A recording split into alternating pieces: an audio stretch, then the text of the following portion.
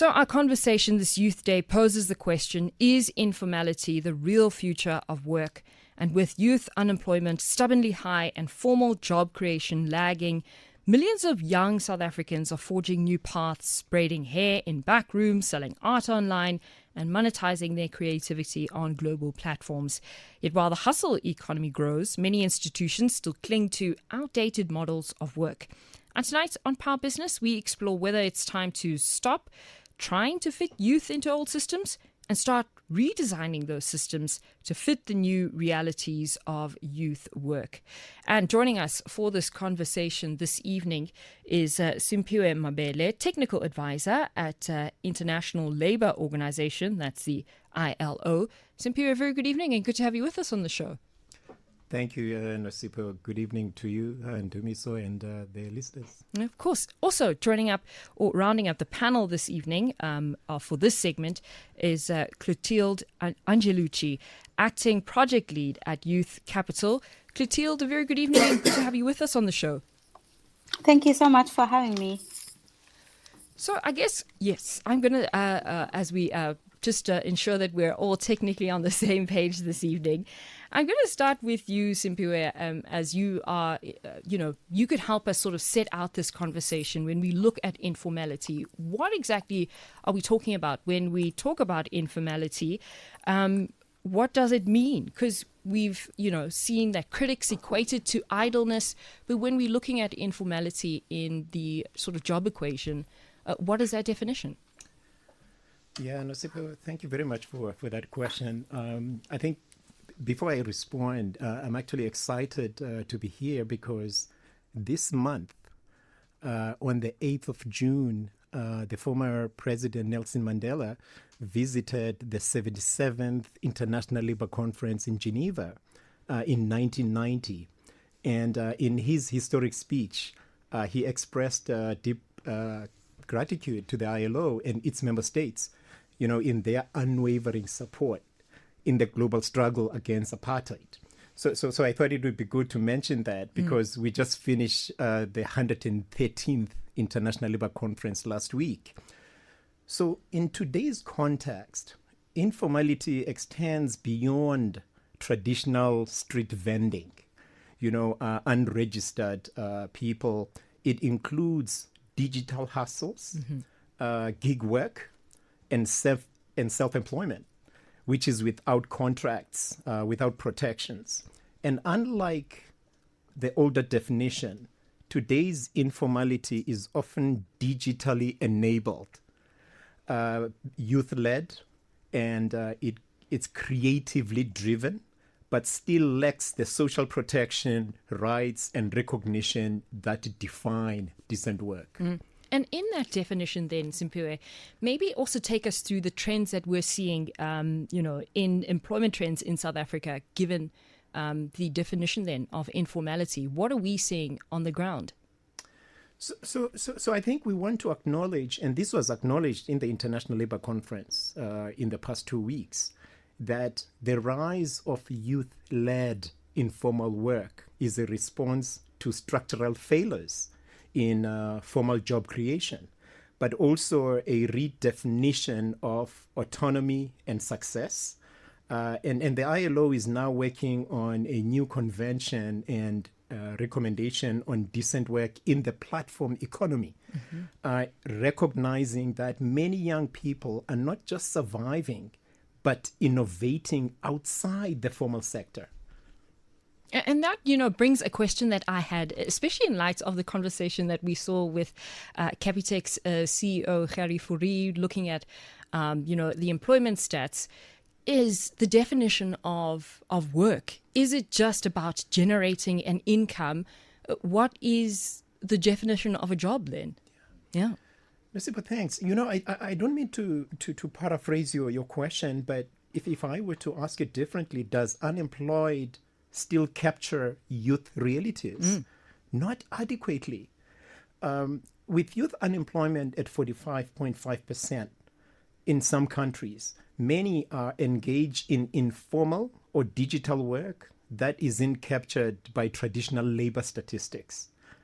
The ILO is calling for better labor market data and that reflects the realities of hybrid, informal, and gig-based livelihoods, especially for young people. To jump in this conversation, and I think let's all just feel free to come in. One of the things that seem to be a recurring theme as we've been just chatting at this intersection of business, society, government, and that relationship, and there's been a fast evolution, but seemingly regulation, policy, seems to forever be on the back foot. And I wonder what it'll take to actually get them geared and up to speed. What's the bottleneck that in every conversation that I'm having, especially around this power boardroom, that it always comes out that policy, regulation, governance always lags, and yet it's at the center of potentially most of these discussions? Because from what I'm gathering from you, Simphiwe, is that at the point at which if your core comes into play, and there's better data integration, we potentially should be having a different discussion around employment, employability, youth market, and perhaps we might just be playing with an old playbook. So what would it take for regulation to potentially be ahead of the game? Yeah, and Ndumiso, I mean, the latter part of your question, when you say old playbook, and I'm just reflecting on the organization that I work with, because the ILO was established in 1919. So somebody may say, well, look, doesn't that mean that we should be looking at new trends and all that? But I can tell you, if you were to ask me, Simphiwe, what does the ILO do, just in one line?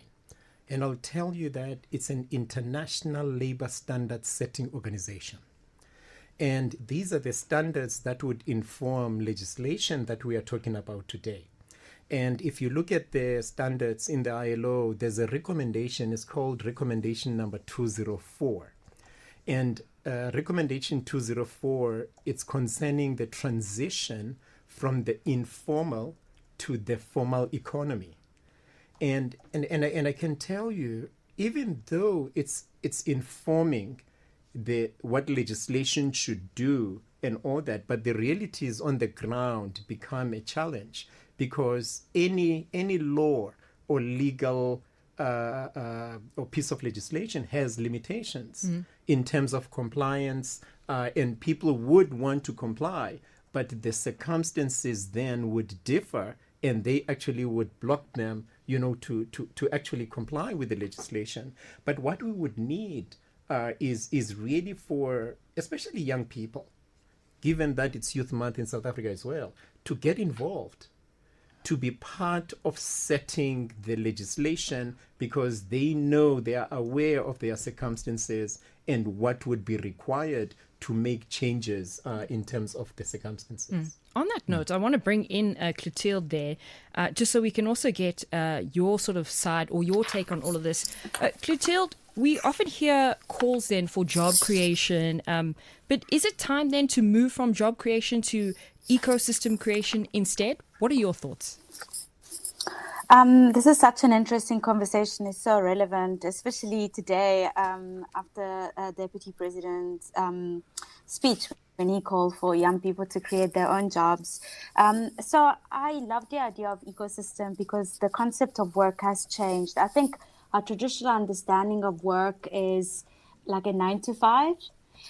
While we've seen young people moving to like a portfolio, what's usually called a portfolio of livelihood. So it's the fluid moving in and out of formal like work and informal work.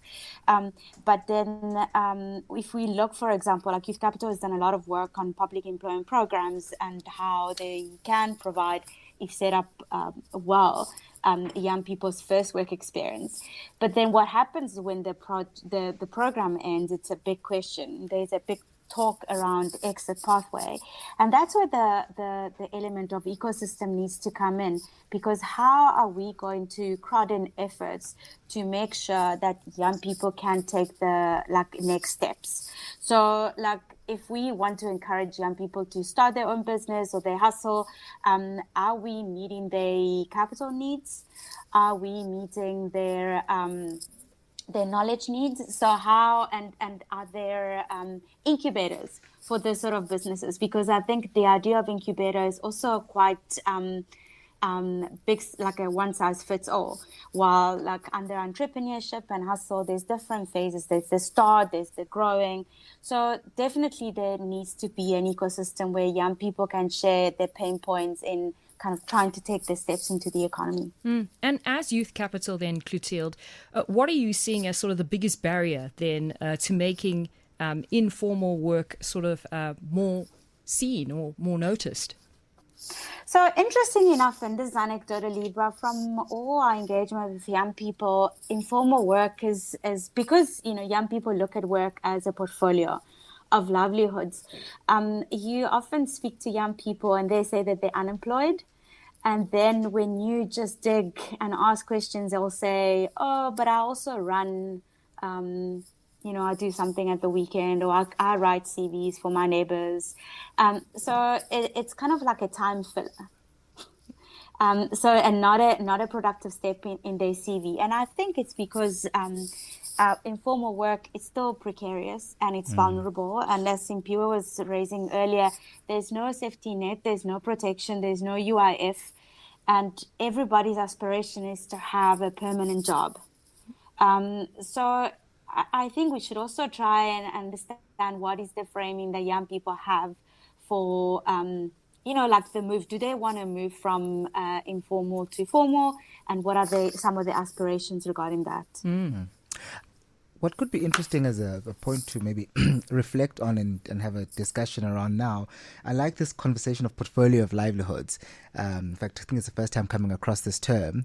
I'm definitely throwing it into my arsenal at some point. But, I wonder is this really a sign of potentially creativity and resilience from young people wanting to do multiple things, and because they've got a lot of skill sets they have amassed and there's a lot of access? Or is it really a symptom of a potential systemic failure of institutions to provide some level of stable work? So is it the failure of one, or are we seeing just a burgeoning new set of young people with different ideals and perhaps take their skill set and put them together? What is the driver of the portfolio of livelihoods narrative and perhaps shift? Can I go? Oh, yes. I think it's a little bit of both. I think in a way this is spurred by the fact that it's really hard to find employment once you're done with your studies or your training. And we've seen it in the stats with an increase on graduate unemployment.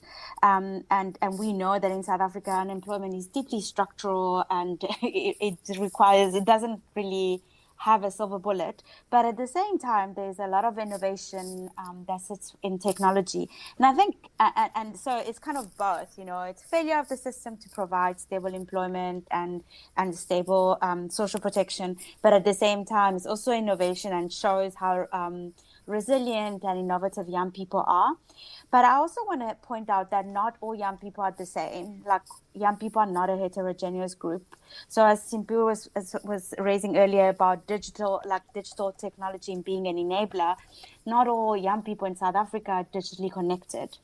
Not all young people in South Africa have, we know that we've got a high smartphone penetration, but the network is not in all areas. So I think it's also important to start targeting these interventions to certain young people and understand how to meet their skills profile and the experience profile to really help them take advantage of digital technologies to springboard into the economy. All right.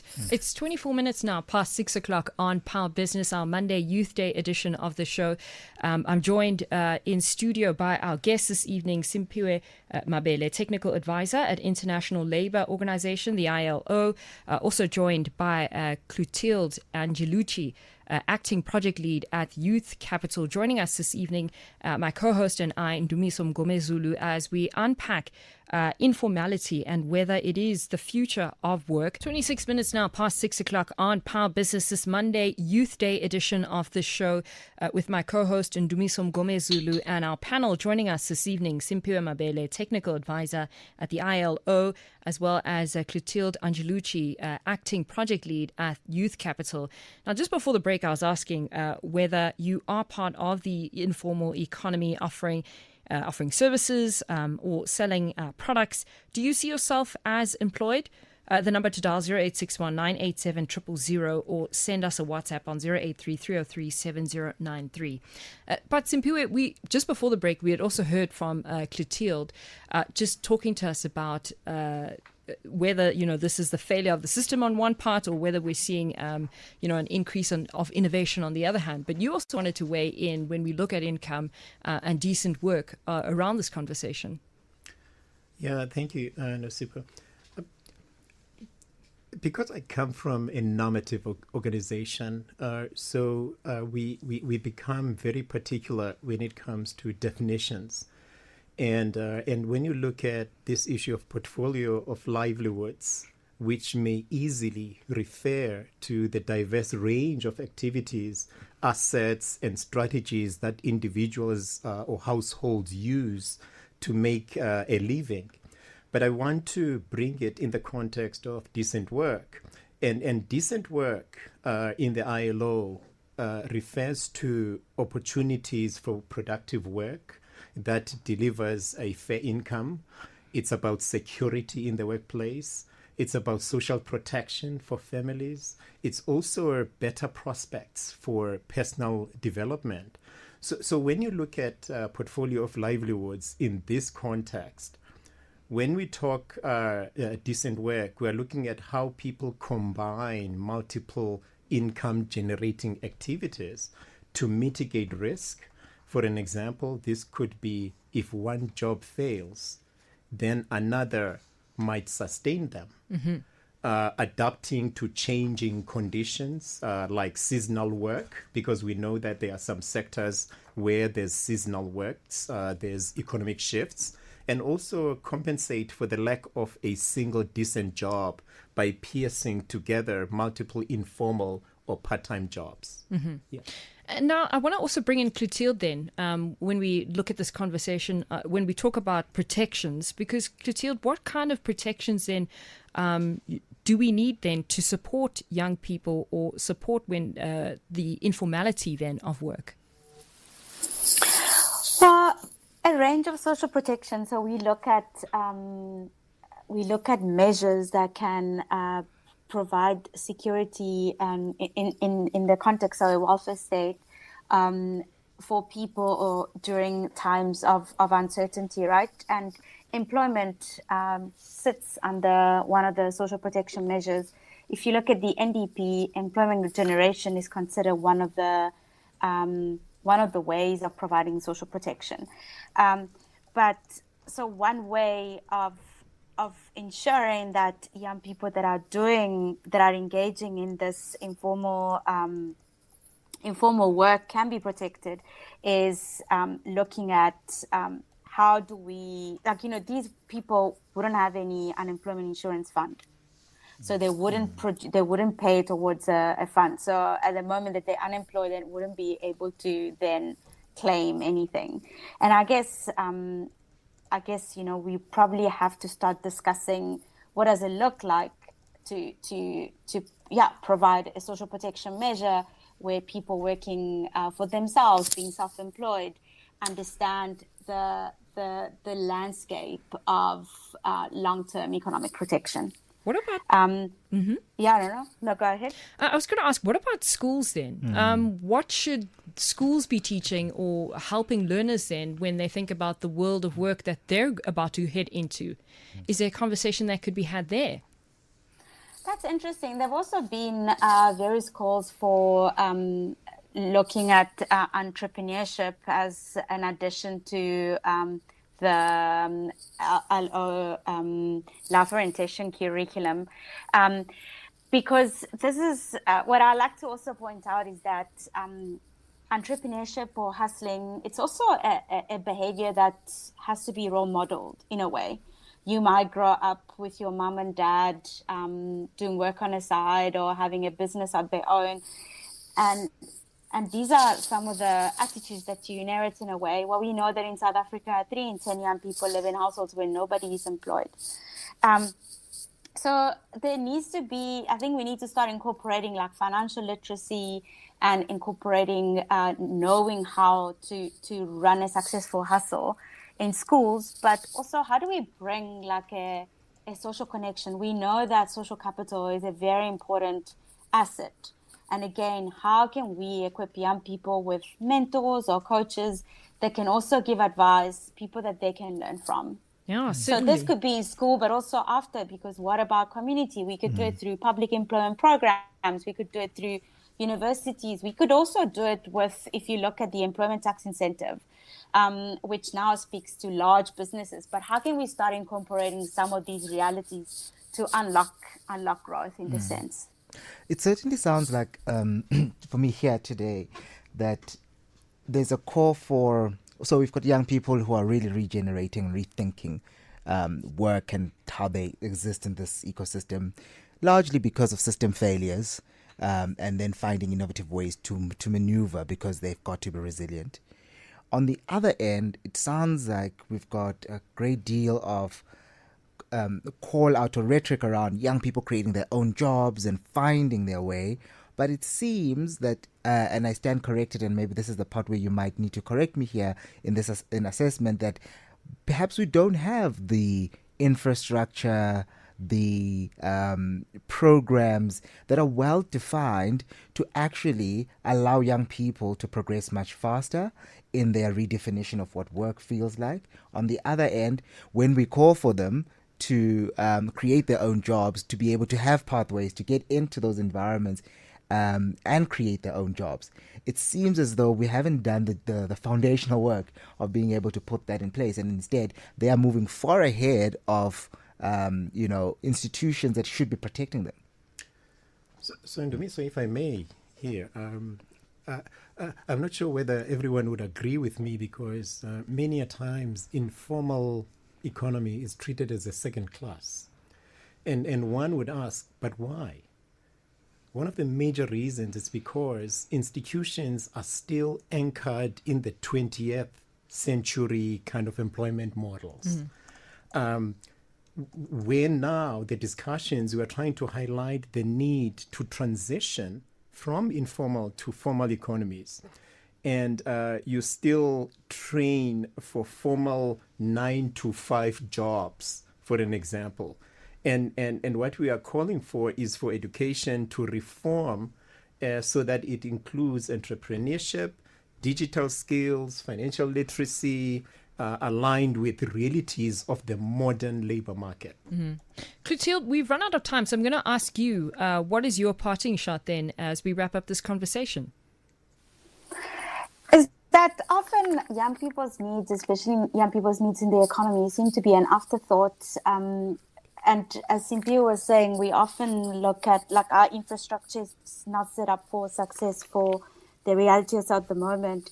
So I think the most important thing to do is actually ask young people, not ask young people, but really unpack the different realities of the different groups of young people. Because some are survivalists, some are trying to make a living through digitally enabled side hustles. But at the end of the day, we must remember that young people are trying to make a living like everybody else. So how can we bring their needs into the system and make sure that besides creating infrastructure around them, we can also ensure that they've got access to capital that they need to grow? All right. And that's where we're going to end this conversation, rethinking then the future of work for youth and, beyond formal jobs. Thank you to our guest this evening, Simphiwe Mabhele, Technical Advisor at the International Labour Organization, as well as Clotilde Angelucci, Acting Project Lead at Youth Capital, joining us this evening, my co-host and I, Ndumiso Mngomezulu, for that conversation.